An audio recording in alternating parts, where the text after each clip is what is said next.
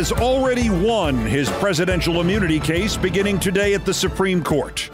I don't mean they're actually going to make up an unconstitutional, nonsensical, political science fiction thing called presidential immunity. In fact, as I'll explain in a moment, the last thing they or Trump want is actual presidential immunity. No.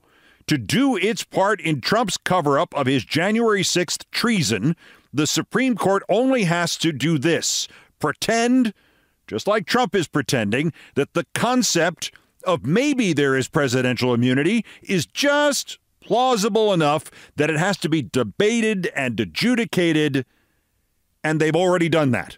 The Samuel Alito conspiracy to delay justice, to save Trump, and to try to fix the election in his favor this November, this confidence trick by anti-American scumbags like Alito and Clarence Thomas and Trump's 3 concierge justices and lower court judges, has helped to keep Jack Smith's prosecution of Trump for his coup attempt frozen in place since December 13th. Trial was supposed to have begun on the 4th of last month. We should be 53 days deep into this thing. But Trump came up, or somebody smarter than Trump came up, with something ridiculous, yet not too ridiculous, and his bought and paid for theocratic rubber-stamped justices could then say, good enough, we can make something out of this crap. They are the Supreme Court, and as long as death or resignation are the only ways to remove their members, Trump could have used almost anything to achieve what he has already achieved. He could have argued that he can't be prosecuted because of presidential immunity, or he could have argued that he can't be prosecuted because first he deserved a commission to investigate whether he really lost in 2020, and thus maybe he can't be prosecuted because he's still president. Or he could have argued that God wants him not to testify, and thus the case cannot proceed until they get a deposition from God. Which flavor of bullshit Trump is feeding the justices and the nation doesn't matter, so long as it is typed up in the form of a submission to the court. But this stain on democracy, the John Roberts Court, can go even further now in colluding and conspiring with Trump. Most of the coverage anticipating oral arguments has been binary. The court is going to will presidential immunity into existence out of thin air, or the court is not going to do that. In point of fact, the best outcome for Trump now is none of the above. If the court takes just its ordinary length of time on a case like this, it doesn't have to say a word about this before the 30th of June. It can ice this trial for another 2 full months and not even look as corrupt as it actually is. Just that timeline. It's June 30th. Here's our ruling. Oh, there is no presidential immunity. Just having Clarence Thomas sit his fat, useless ass on the scales of justice for the normal length of delay time, and there's no way the election subversion case can get to the jury before the election. If Trump loses, he wins. But if that's not enough, and trust me, Trump has gotten the message through to these useless, gutless fascists that it is not enough, if Trump wants them to not only delay the case but destroy it, the court can look at the case and not say there is presidential immunity, nor say there is no presidential immunity, but to say instead, maybe there is.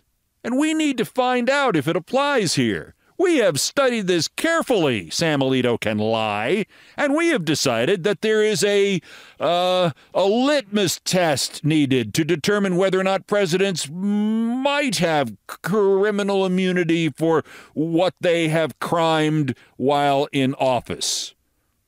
And that test ain't person, woman, man, camera, TV. It's 167 different points.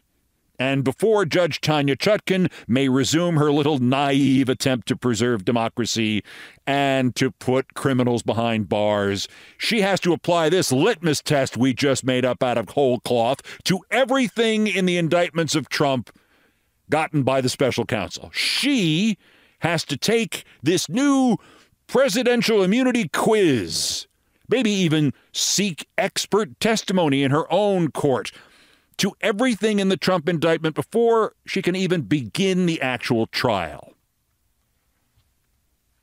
And guess when the actual trial would start then? You're right.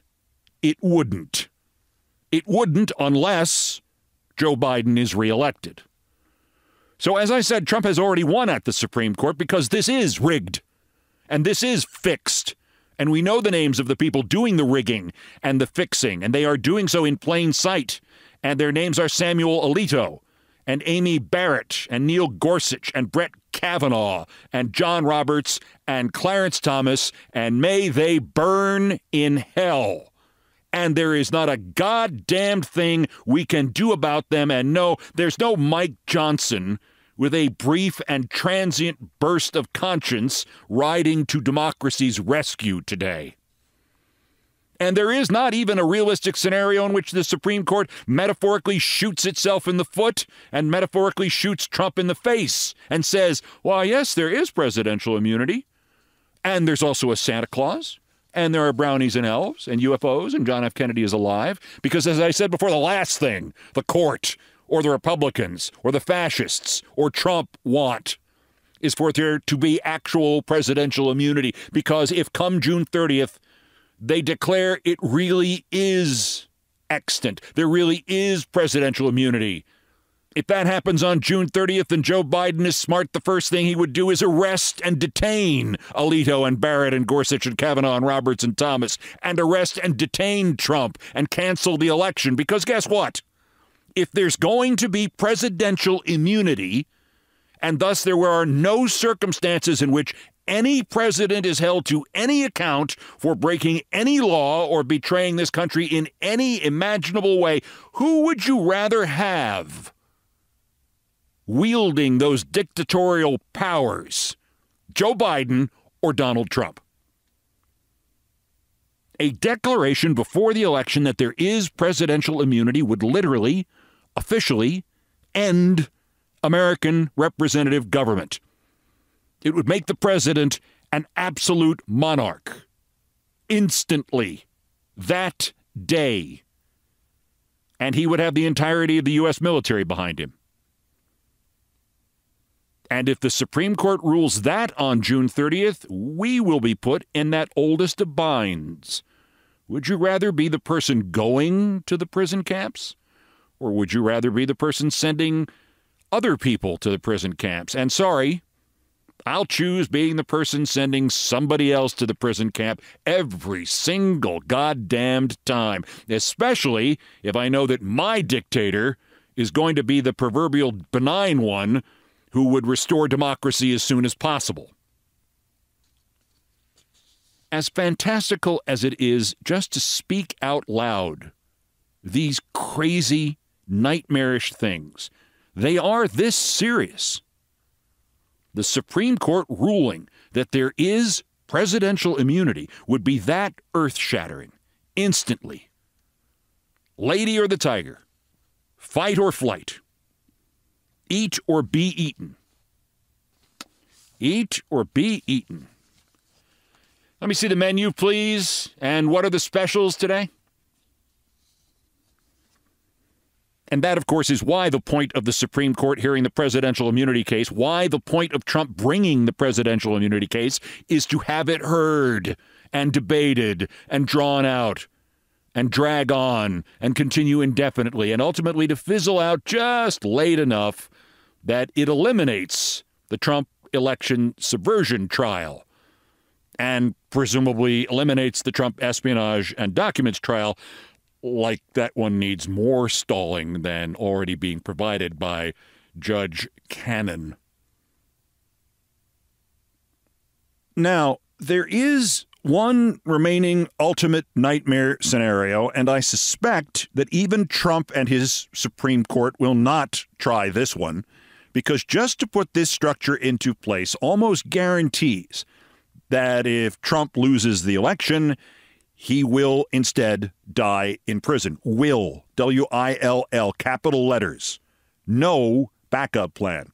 If the gambit here is to send the case back to Chutkan for review and a presidential immunity quiz and then return it to the Supreme Court for final approval and drag out that final approval until after the election so that in late January, the court could then say, hey, guess what? There is presidential immunity and Trump's president.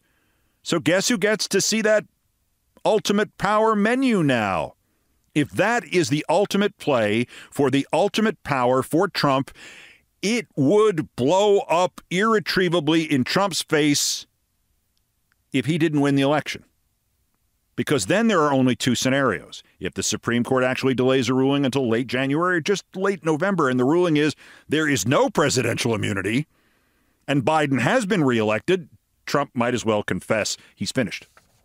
But if the court delays the ruling until after Biden is reelected and the ruling is, yes, there is presidential immunity, well, Trump can say, see, you can't convict me. I was immune while I was president, whereupon Biden could say, cool, you ain't president now, I am, and sitting presidents are immune, so my attorney general is suspending your habeas corpus rights, boy, and my FBI is imprisoning your ass, and good luck to any judges who try to stop my government because I'm immune. So the point of having a presidential immunity case go to the Supreme Court was and is to have a presidential immunity case go to the Supreme Court and waste all this time. Not to create a new law that is suggested by approximately nothing in the Constitution, nor in anything in 248 years of American case law, but just to stall. And to, by the way, keep the unheard testimony about Trump's coup plans and what he was doing on January 6th, the testimony from Mark Meadows and Dan Scavino and others, the stuff Liz Cheney wrote about in the New York Times, saying it was vital evidence that her January 6th committee could not get. To make sure that unheard testimony remains unheard, especially before the election. But the ultimate point of this tawdry, corrupt, partisan, anti-democracy delay by Trump's fellow conspirators on the Supreme Court is that the tawdry, the corrupt, the partisan, and the anti-democracy all win merely by delay. And they already have their delay. They have their win. It is now just a question of whether these Supreme Court injustices give them a second delay as protection.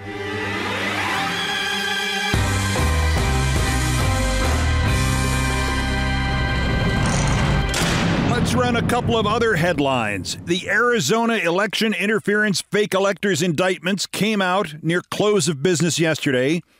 18 Trump allies accused of trying to keep Biden from legally becoming president. Trump is an unindicted co-conspirator, which would seem cowardly. But again, if you're indicting him now at the end of April, what's the rush?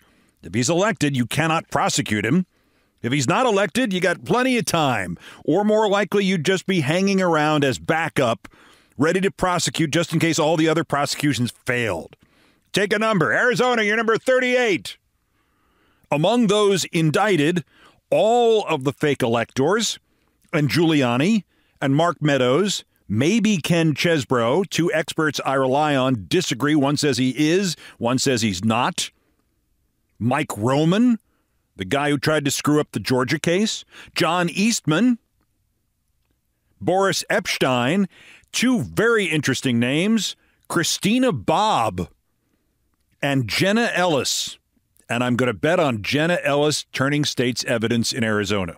And perhaps most satisfyingly of all, the former Arizona Republican chair who tried to sue everybody after the 2020 election and presented no evidence that Trump had actually won and got laughed out of court, Kelly Ward, the chemtrail lady. She's been indicted too. Speaker of the House Johnson went to Columbia yesterday and got shouted down by the student protesters. So he and Tom Cotton and Josh Hawley now say they want the National Guard called in. Okay, you do that. You order the Democratic president or the Democratic governor of New York or the Democratic mayor of New York to call in the National Guard to clear out a liberal university in New York. They'll get right back to you. Now, maybe the mayor will. That's a reason that he's at 16% approval. I appreciate the seriousness of the protests. I have not devoted any time to them here. Why not? Harvard Kennedy School study, voters aged 18 to 29, done in English and Spanish. Which national issue concerns you the most? Various economic issues, inflation, gas prices, taxes, 27%. Environment and climate change, 6%. Abortion rights, 6%. Gun rights and the Second Amendment, 3%. Israel and Palestine, 2%. I don't plug stuff from CNN, but read Annie Grayer and Melanie Zanona on their website about James Comer suddenly trying to find an emergency exit from the impeachment disaster. Suddenly, for some reason, he wants out. In fact, he wants out of Congress so he can run for governor again. Which is when we found out about his college girlfriend and him allegedly beating her up and threatening her life. Quoting the story, Comer is hoping Jesus comes so he can get out.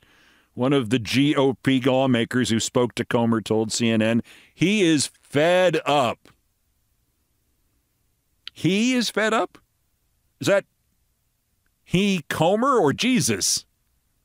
Help me, non-impeachment Jesus.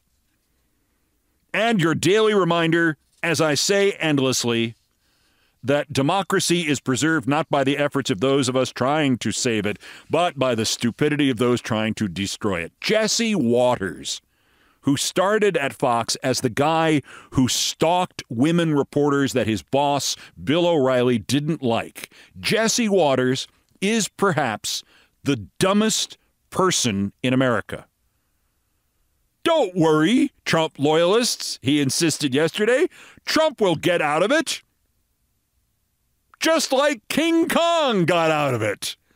They caught him. They trapped him in a cage. We call it a courtroom, but it's a cage. I mean, they're acting like it's like a zoo creature. And what happens with King Kong? You remember? Boom! It's not going to be good. So he's going to bust out of this cage eventually. They're not going to be able to keep him down. They killed King Kong. Yeah. He took a white woman on top of a building, and it was frowned upon in the 40s. I don't think I saw the end of that movie. And, of course, I'll add the postscript. Not only did they kill King Kong, and then he fell from the top of the Empire State Building to his death. Hey, Jesse, it's your Trump analogy, not mine. But in 1972 or so, the great cartoonist B. Cliben added a postscript that really makes the Jesse Waters, King Kong Trump imagery work for me. In this cartoon, Cliben's got two guys eating hamburgers at a New York automat or a greasy, busy lunch counter. One man, still wearing his hat and coat, has taken clearly one bite of his hamburger. And after the first bite, he is staring at his burger as if some great, horrible truth has just become clear to him. Cliben's caption? Question. What did the city of New York do with King Kong?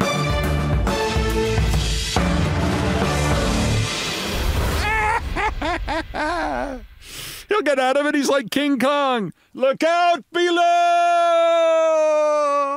Splat. Also of interest here, I said Jesse Waters might be the dumbest person in America. Then again, maybe not so long as Cornel West is around. Trump, Cornel West says, is a fascist. That's why he, Cornel West, will beat Trump and become president. Wait till Dr. West finds out who is out there actively soliciting the signatures to get him on the state presidential ballots. How about the head of early voting for the Trump campaign? That's next. This is Countdown. This is Countdown with Keith Olbermann.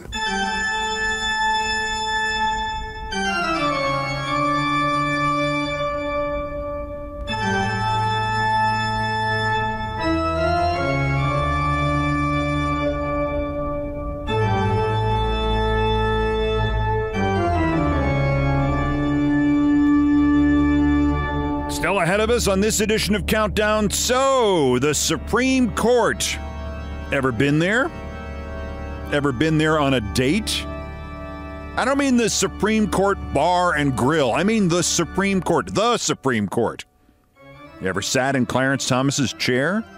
You ever gotten a free RV because some fascist just assumed that if you were sitting at the Supreme Court in Clarence Thomas's chair, you should get a free RV or something else?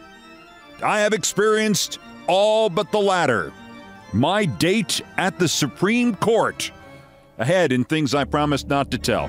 First, still more new idiots to talk about. The daily roundup of the miscreants, morons, and Dunning-Kruger effect specimens who constitute today's worst persons in the world.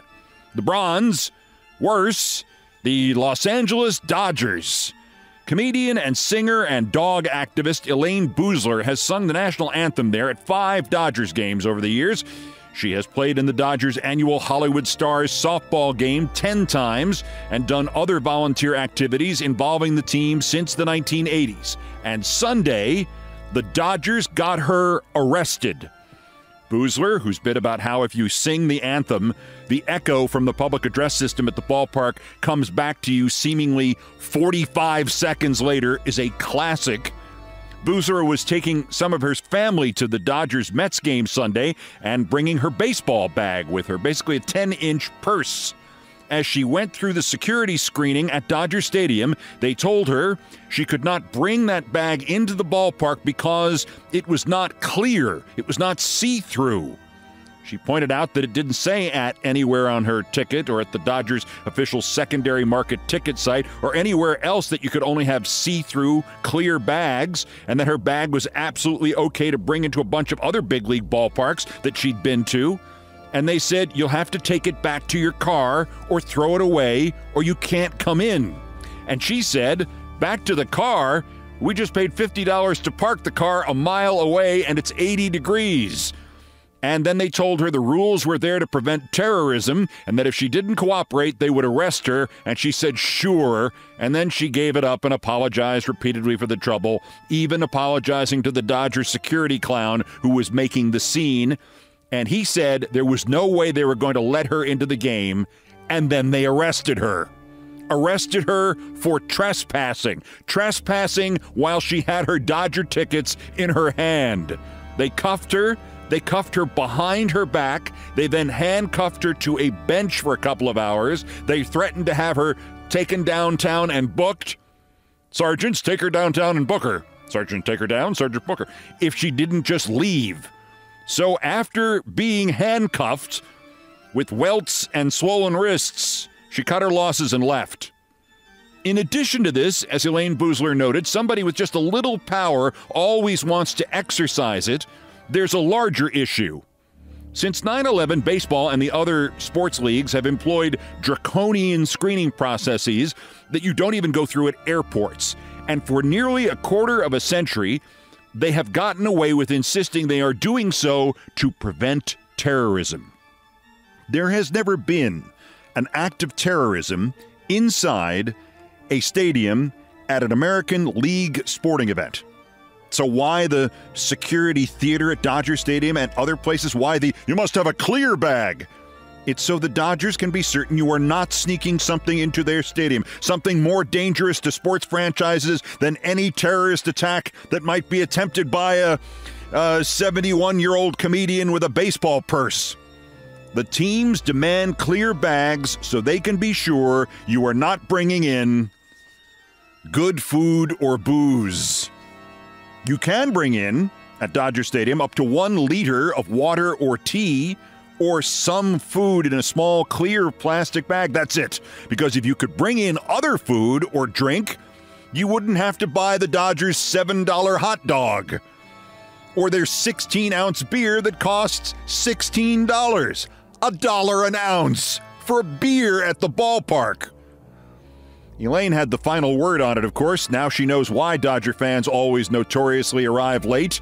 They are all delayed because all the women have to take their bags back to the car first. The silver, worser, Shane Vaughn, a racist MAGA, quote, pastor, unquote. Now, the last we had heard from this nutjob Vaughn was when he reported that God had told him in no uncertain terms that Kevin McCarthy would be ousted as Speaker of the House and replaced by Jim Jordan. He explained that happening, or not happening. He explained, God being wrong by revealing that the actual new Speaker, Mike Johnson, was, in fact, Jim Jordan, just a duplicate of Jim Jordan. Now, Pastor Vaughn of Waveland, Mississippi, who is nuts, has broadened out a little bit to stark racism. He pretended he was not calling Joy Reid from MSNBC a racist name. Listen carefully to him say it anyway. It may be difficult to hear, maybe not. It sounds kind of like Bugs Bunny, only it ain't Bugs. Now, y'all got to watch this little, I got to watch my mouth here because when I can talk about anybody unless they black. Okay. Y'all got to watch this. Don't call it no jungle bunny. Let's see. Y'all got to watch this. Let's go with the wig. How about that? Y'all watch this blonde wig head. Y'all got to watch this. Now, I can't talk about them like that because I get in trouble. Let me see. You can talk about anybody in the world. But anyway, they can talk about me all day long. They can call me. Look, they can still frame my face where, you can do anything you want to a white man. I would point out that if you've never seen him, Pastor Vaughn has hair that comes down over most of where his forehead should be, and it immediately made him look like, to me, it made me think of one person and one person alone, James Brown, the godfather of soul. Other critics have suggested that Mr. Vaughn may in fact belong to some of the group he so loudly hates, but I'm not going to go that far. I'll just say, regardless of race, creed, color, or orientation, he's clearly MAGA, and that is universal. They all suck. But our winner, the worst, Dr. Cornel West, third-party presidential candidate. I believe his party is the Help Trump Get Elected Anyway and Then Express Shock and Outrage That Trump Got Elected party. Dr. West, who I must add is another former professional friend who used to address me as Brother Olbermann, gave a fulsome interview with the Washington Post the other day in which he explained that Trump is a fascist and Jill Stein is no longer his friend. He voted for her before. And Kennedy is evidence-free, and Biden is unacceptable, and the reporter never asked him what he's going to do if he draws away enough support from Biden to get Trump elected. The Post instead gave Cornel West all the space he wanted to say things like, quote, both parties are beyond redemption, and I just see both of them as so thoroughly unacceptable. Which is saying you can't tell the difference between the two parties, which means you're a moron. But nowhere in this article is there anything about what his opinion would be of himself if he helps to get a guy elected who would first put Hispanics in concentration camps and then put African Americans in concentration camps and then put intellectuals and liberals in concentration camps. The interview leaves the clear impression that Dr. West actually thinks he is going to be elected president, which is a second definition of insanity. The first one being you can't tell the difference between the Democrats and the fascists.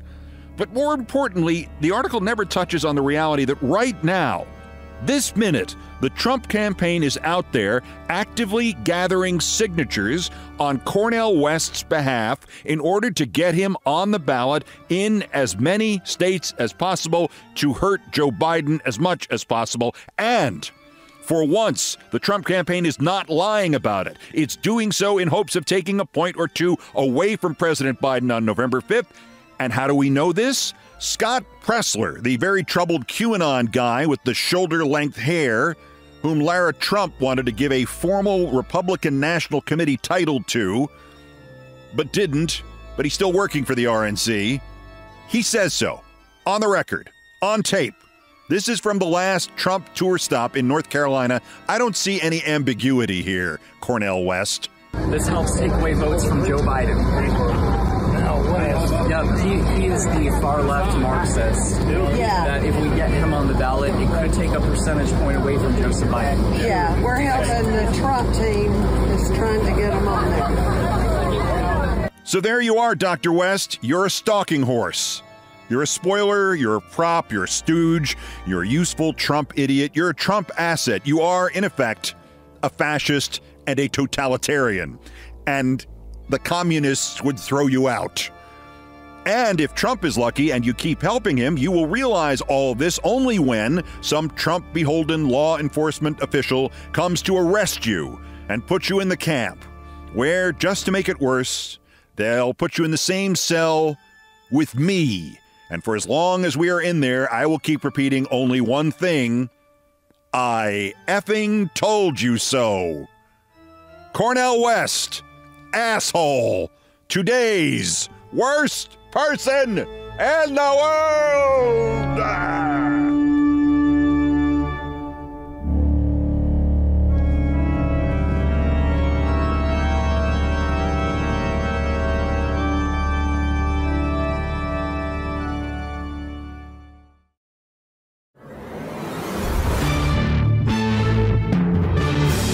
The number one story on the countdown on my favorite topic, me and things I promised not to tell. So apparently it's Supreme Court Day. So why not? Of all the weird things I have ever experienced in what will soon be literally half a century of dating, maybe the idea that one of my dates had for where we should go on our first date remains the weirdest. Her idea?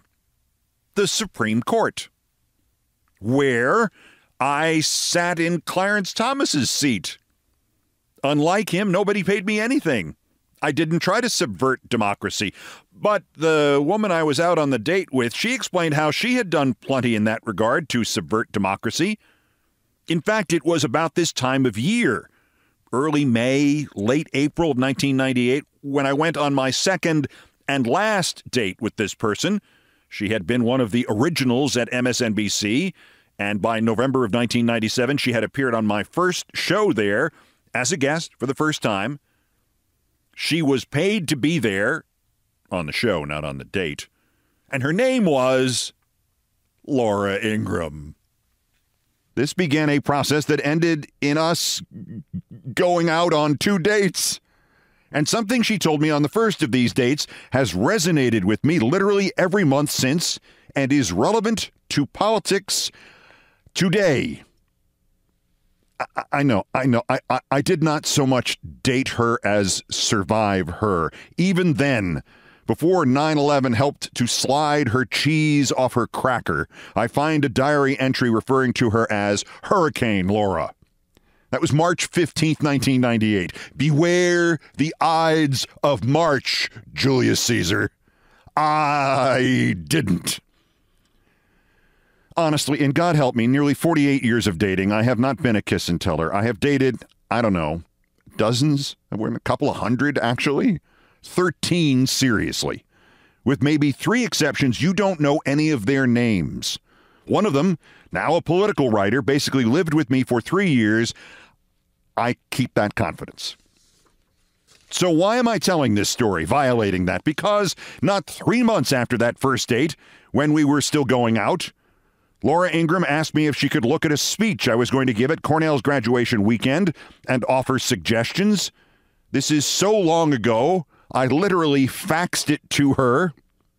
Sure enough, a couple days later, I'm watching Imus in the Morning, which was televised by my network, MSNBC, and there on his desk in front of him is the faxed copy of my speech, and he is reading from my fax. I could recognize the exact sequence of the vertical stripes my cheap fax machine used to streak all of my outgoing pages with.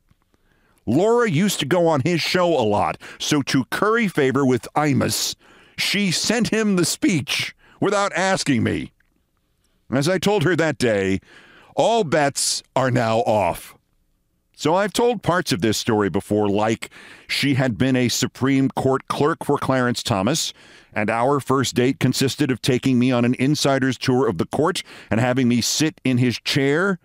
In tribute to him, I did not say or do anything constructive. She then cooked me the largest steak I had ever seen that did not have a rodeo cowboy riding on it, and we watched a woman later discredited because she could not keep her stories straight, go on 60 Minutes and make allegations against Bill Clinton. This is my perfect date, Laura told me. Seared into my memory.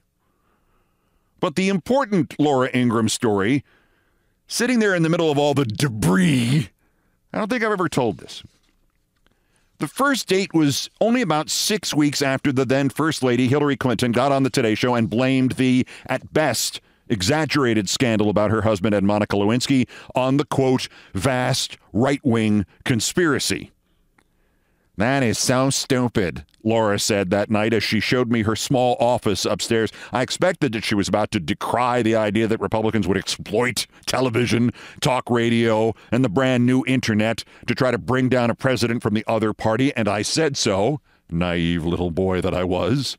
No, not that. Of course we're doing that. She was kind of offended that I doubted the conspiracy part. I explained I'd only been covering politics for 2 months. At the end of the day, she said end of the day constantly. At the end of the day, it's the vast part. It's not vast. Vast right-wing conspiracy. Why, I bet there's not even 30 of us.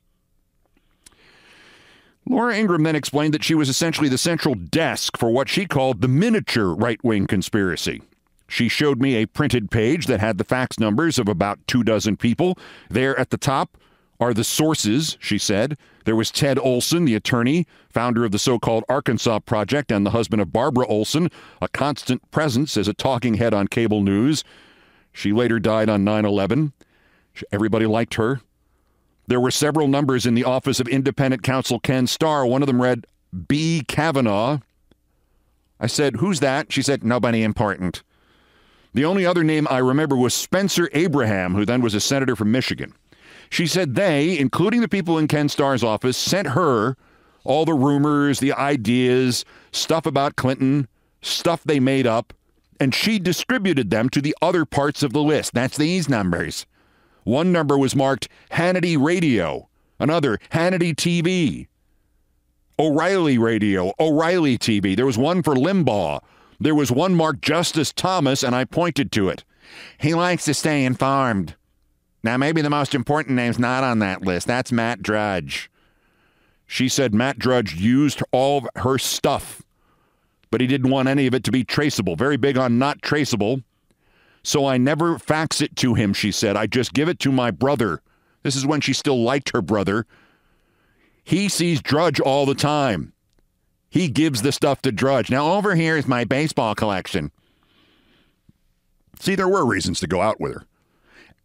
At the time, I could think only of an old cartoon I had once seen. It was an octopus working in the post office, using all 8 of its limbs to sort the mail. But every couple of weeks, it dawns on me afresh that I was actually a witness to one of the earliest configurations of the machinery. And there is no doubt today whether it is vast or miniature. It's vast.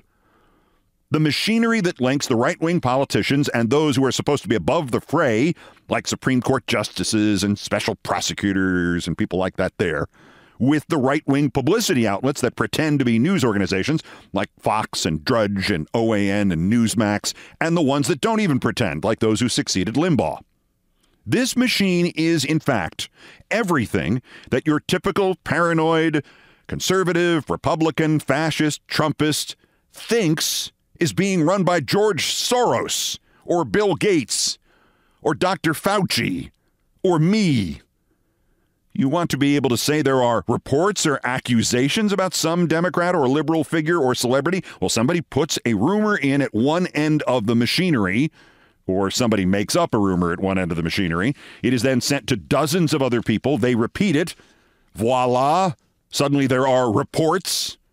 The reports then get fed back to Fox News or Breitbart or the Wall Street Journal or the Supreme Court, or they're just tweeted by 1,000 bots simultaneously. You want to push this ancient, racist, anti-Semitic paranoia called the Great Replacement, but you want it to come out washed, clean enough that soulless opportunists like Elise Stefanik and J.D. Vance can say it aloud on the campaign trail without forfeiting their candidacies. This is the machinery. And I saw the machinery when it was just a list of 20 and 30 people. And at that moment, I barely recognized the importance of what I saw. Then again, I was still on that night recovering from not just the giant steak, but something far more visceral. Earlier that day, as we were leaving the Supreme Court, Laura Ingraham had boasted about getting even with an ex-boyfriend by going back into what had been their house and putting up exact copies of all the photos of the two of them together that he had taken down from his walls. And when he got smart and changed the locks, she went back again to finish the job, found her key didn't work, so, naturally, as you would, she stuffed his garden hose through the mail slot of his front door and turned on the outdoor spigot. $10,000 worth of hardwood floors ruined, she said proudly, and part of me screamed, "Flee. Flee now." I didn't flee. Later, as I tried to sleep, two noises kept me awake. Snoring, not my own, and Laura's dog. Laura's dog kept talking in his sleep. I mean, almost in syllables.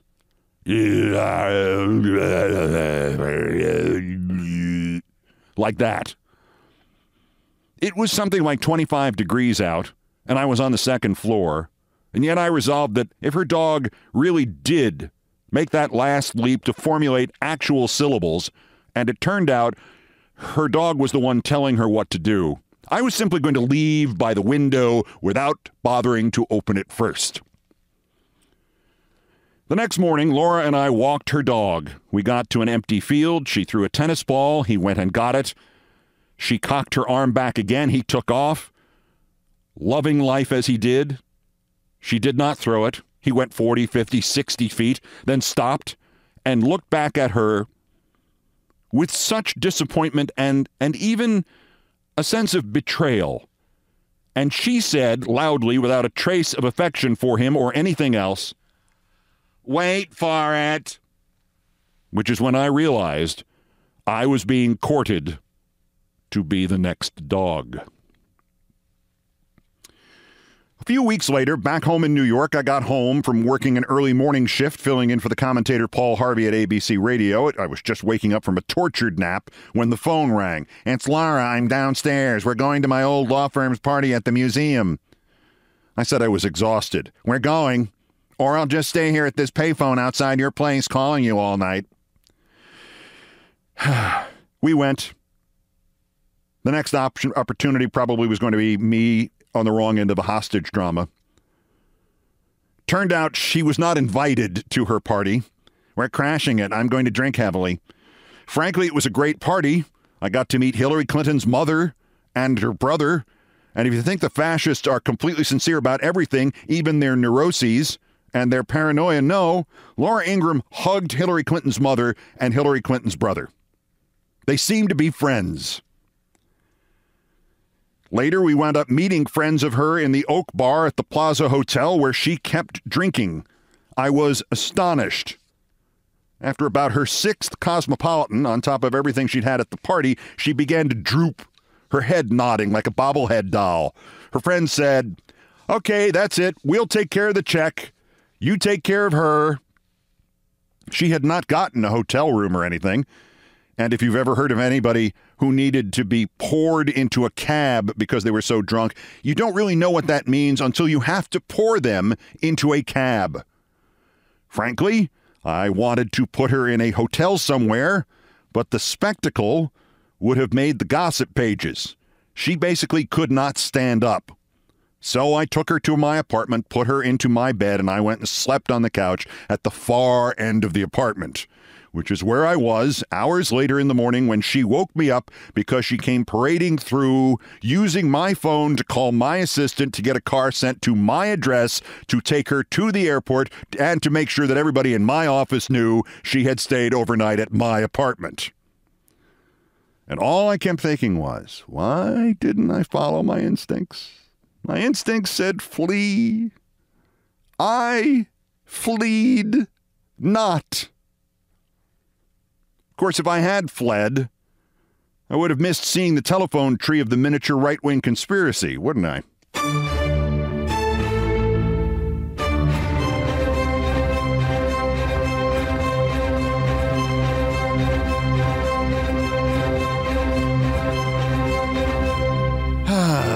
I've done all the damage I can do here. Thank you for listening. Yes, sometimes in the middle of a cold night at home, summer, winter, fall, spring, I will awake, my heart doing 700 beats a minute, because I've had a dream in which I have a third date scheduled with Laura Ingraham.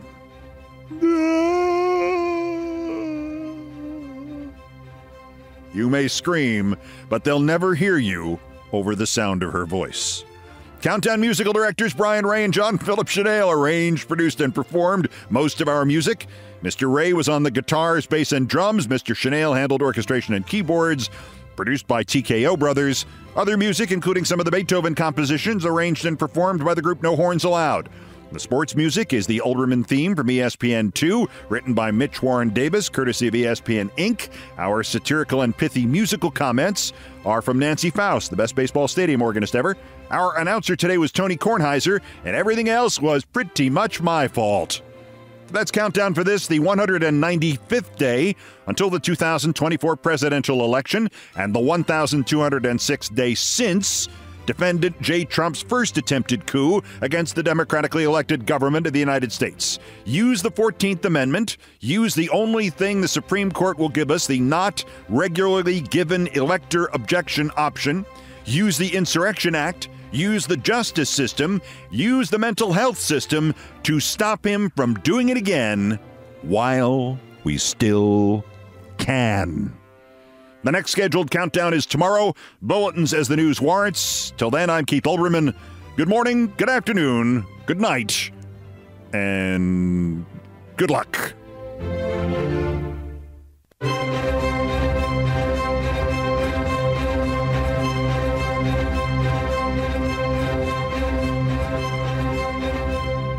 And he's like King Kong.